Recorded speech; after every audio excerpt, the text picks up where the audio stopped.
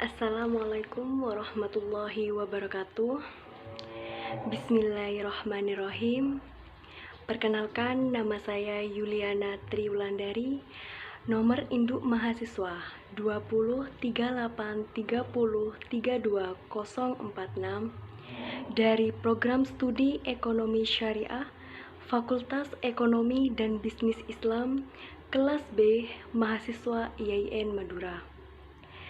Video ini saya buat untuk memenuhi tugas presentasi UTS mata kuliah Pendidikan Akhlak Tasawuf yang diampu oleh Bapak Moh Khalid Wardi MHI. Di sini saya akan mempresentasikan mengenai materi yang berjudul pengertian, tujuan, dan ruang lingkup akhlak. Untuk lebih mengefisiensi waktu, langsung saja pada materi. Ada 3 macam kandungan pokok dalam Islam. Ada akidah, ada syariah, dan ada akhlak. Yang pertama yaitu ada akidah. Akidah merupakan keyakinan yang teguh, pasti, serta tidak ada keraguan sedikit pun bagi orang yang mengimaninya. Kita sebagai umat muslim harus memiliki keyakinan yang teguh serta tidak boleh tergoyah oleh hal apapun. Kita sebagai umat muslim harus meyakini adanya rukun iman yang ada 6, yaitu ada iman kepada Allah, iman kepada malaikat Allah, iman kepada kitab Allah, iman kepada Rasulullah, iman kepada hari kiamat, serta yang terakhir yaitu ada iman kepada takdir Allah. Yang kedua ada syariah. Syariah merupakan hukum agama yang mengatur dan menetapkan peraturan hidup manusia dalam melakukan perbuatan di dunia ini. Hidup manusia itu diatur oleh hukum agama yang berupa Al-Quran dan hadis, di mana Al-Quran dan hadis ini merupakan sumber ajaran Islam. Hidup manusia yang diatur itu berupa hubungan manusia dengan Tuhannya, hubungan manusia dengan sesama manusia, dan hubungan manusia dengan lingkungannya. Yang ketiga ada akhlak. Akhlak merupakan budi pekerti, perangai, tingkah laku, atau tabiat dari seseorang. Nah, sekarang kita masuk pada pengertian akhlak. Akhlak berasal dari bahasa Arab, yaitu akhlak, yang merupakan bentuk jamak dari kata khuluq yang berarti budi pekerti, perangai, tingkah laku, atau tabiat seseorang.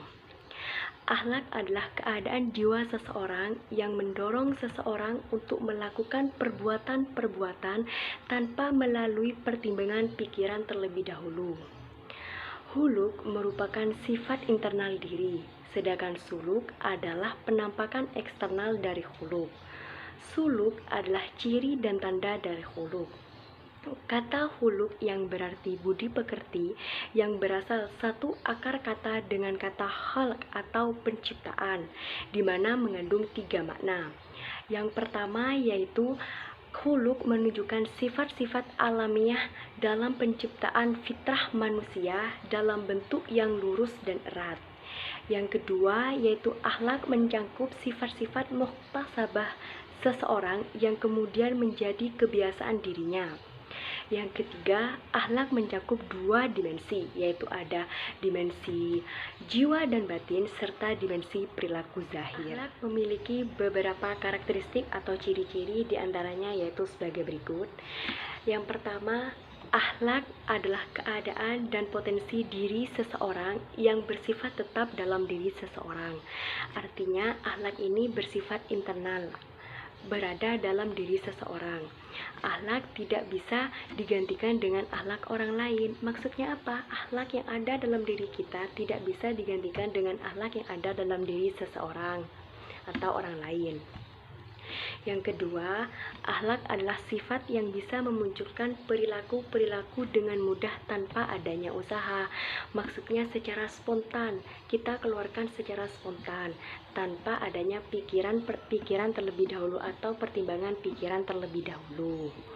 Yang ketiga, akhlak bersandar pada kehendak bebas, artinya tidak ada paksaan dari pihak manapun. Yang keempat, akhlak bisa dihukumi dan dinilai, artinya perbuatan yang keluar dari diri kita itu bisa dihukumi baik bisa dihukumi oleh sumber ajaran agama Islam yang berupa Al-Quran dan hadis atau orang lain, dan bisa dinilai atau dilihat oleh orang lain. Yang kelima, yaitu akhlak tidak mencangkup perilaku terpaksa tanpa kebebasan dan perilaku spontanitas tanpa kehendak dan perasaan. Artinya, akhlak ini yaitu perilaku yang spontan, yang keluar secara tiba-tiba atau spontanitas. Tujuan ilmu akhlak. Akhlak di sini bukan hanya membahas mana yang salah dan mana yang benar. Namun, akhlak di sini juga menitik beratkan pada mana yang baik dan mana yang buruk. Sehingga kita diharapkan dapat memiliki pemahaman tentang mana akhlak yang baik dan mana akhlak yang buruk. Tujuan ilmu akhlak diantaranya yang pertama, pemahaman yang baik tentang ilmu akhlak. Dengan kita belajar ilmu akhlak, diharapkan kita memiliki pemahaman yang baik tentang akhlak. Yang kedua yaitu ada komitmen terhadap akhlak. Diharapkan kita memiliki komitmen terhadap akhlak. Diharapkan kita mempunyai akhlak yang baik. Yang ketiga yaitu ada penerapan akhlak. Akhlak ini dapat kita terapkan dalam kehidupan sehari-hari, baik itu dalam hubungan dengan sesama manusia, hubungan dengan Tuhan kita, dan hubungan dengan lingkungan sekitar. Jadi, diharapkan kita dalam menerapkan akhlak, kita harus menerapkan akhlak yang baik. Sumber akhlak diantaranya ada Al-Quran, hadis, akal, naluri, dan pandangan umum masyarakat. Yang pertama, sumber akhlak dalam Al-Quran. Al-Quran merupakan sumber ajaran agama Islam.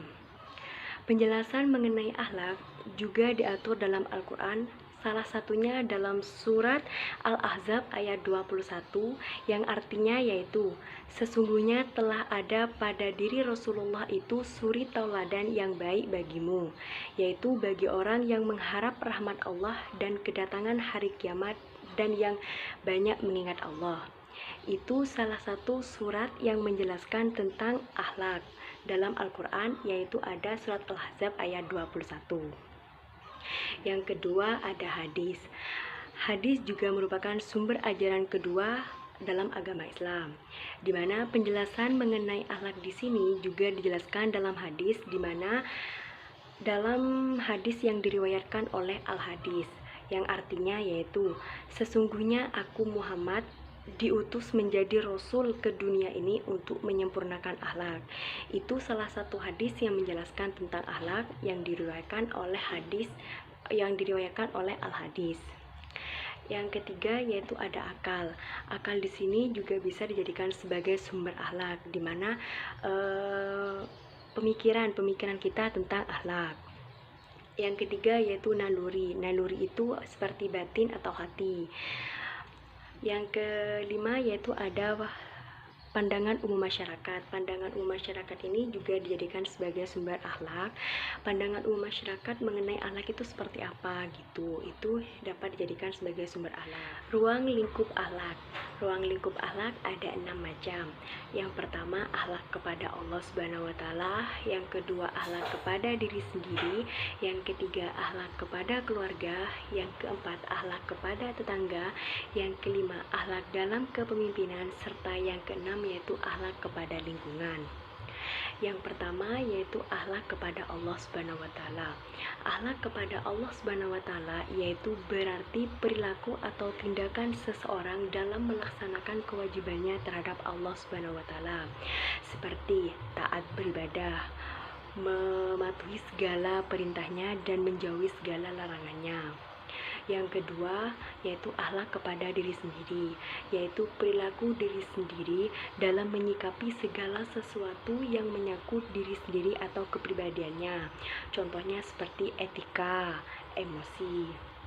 Yang ketiga yaitu ada akhlak kepada keluarga, yaitu suatu perilaku seseorang dalam menyikapi hubungan dengan keluarganya, meliputi kewajiban anak, orang tua, dan kerabat. Contohnya seperti etika kepada orang tua.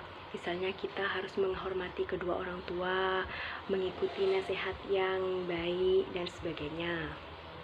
Yang keempat yaitu akhlak kepada tetangga. Akhlak kepada tetangga berarti perilaku seseorang dalam menyikapi hubungannya dengan tetangga atau masyarakat di lingkungan sekitarnya. Contohnya seperti saling menghormati, saling tolong-menolong, saling membantu ketika kesusahan. Yang kelima yaitu akhlak dalam kepemimpinan. Akhlak dalam kepemimpinan yaitu perilaku seseorang atau tindakan seseorang dalam menjadi pemimpin. Biasanya dalam menjadi pemimpin harus memiliki sifat yang atau sikap yang bertanggung jawab, kemudian jujur, dan sebagainya. Yang keenam yaitu akhlak terhadap lingkungan, yaitu perilaku atau tindakan seseorang dalam menyikapi segala sesuatu yang berhubungan dengan lingkungan yang ada di sekitarnya. Baik, sekarang kita lanjut pada pembahasan akhlak, moral, dan etika. Makna kata etika, moral, nilai, dan karakter setara dengan akhlak. Kata ini sering disejajarkan dengan budi pekerti, tata krama, sopan santun, dan tata susila. Secara konseptual, etika dan moral memiliki pengertian yang sama, yaitu sama-sama membicarakan mengenai perbuatan dan perilaku manusia yang dinilai dari sudut pandang baik atau buruknya. Dalam aplikasinya, etika lebih bersifat teoritis filosofis yang dijadikan sebagai acuan dalam mengkaji sistem nilai. Sedangkan moral lebih bersifat praktis, yaitu dijadikan sebagai titik ukur dalam memandang baik buruknya perbuatan manusia. Etika memandang perbuatan atau perilaku manusia secara universal atau secara menyeluruh, sedangkan moral memandang perilaku atau perbuatan manusia secara lokal. Baik, sekarang apa itu moral? Moral berasal dari kata Latin yaitu mores yang berarti adat istiadat. Moral mencakup dua hal, yaitu ada habits atau kebiasaan dan kostum. Moral di sini dibagi menjadi dua macam, ada moral murni dan ada moral terapan. Yang pertama ada moral murni. Moral murni adalah moral yang terdapat pada diri setiap manusia. Moral murni ini disebut juga sebagai hati nurani. Yang kedua ada moral terapan.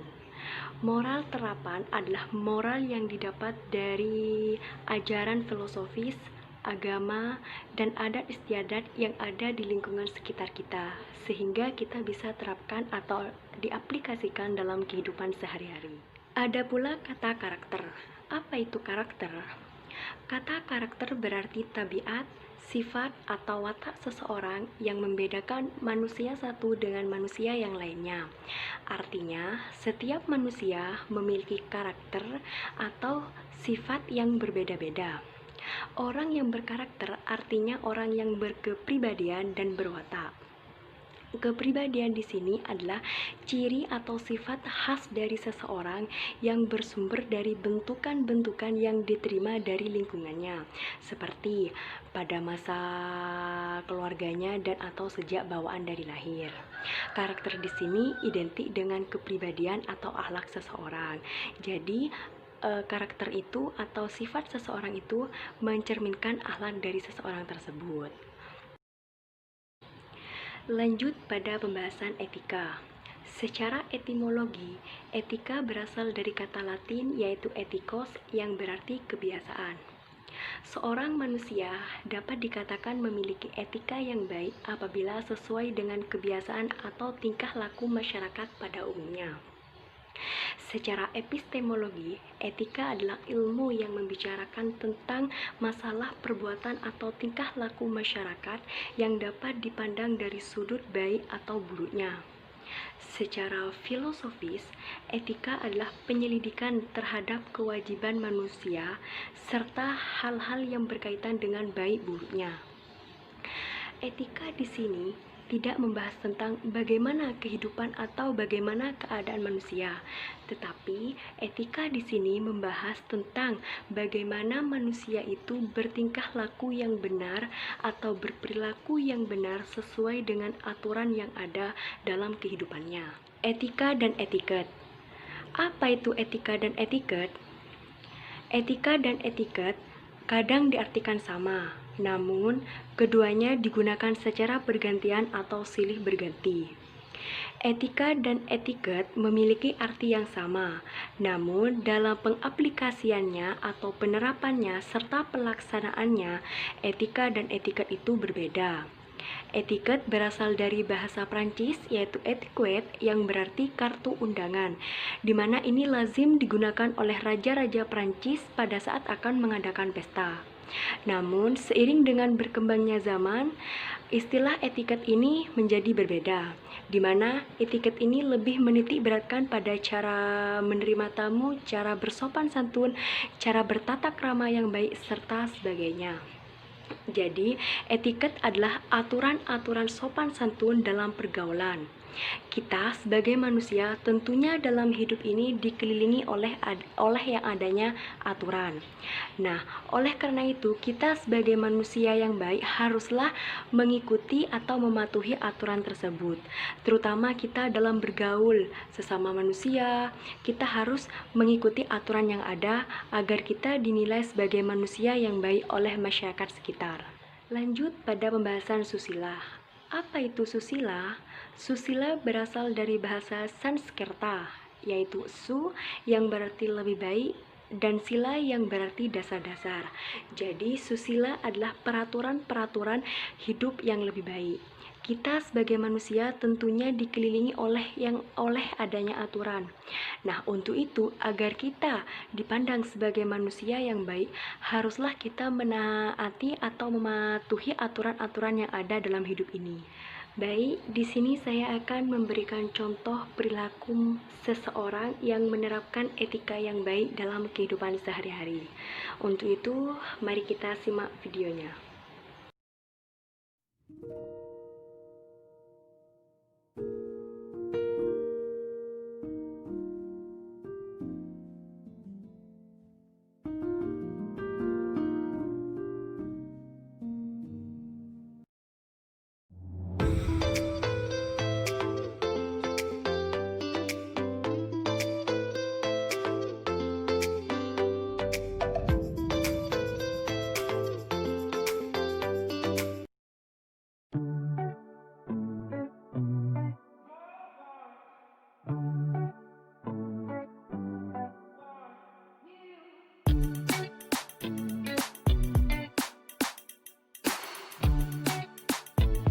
Baik, di sini saya akan menjelaskan sedikit tentang video tersebut.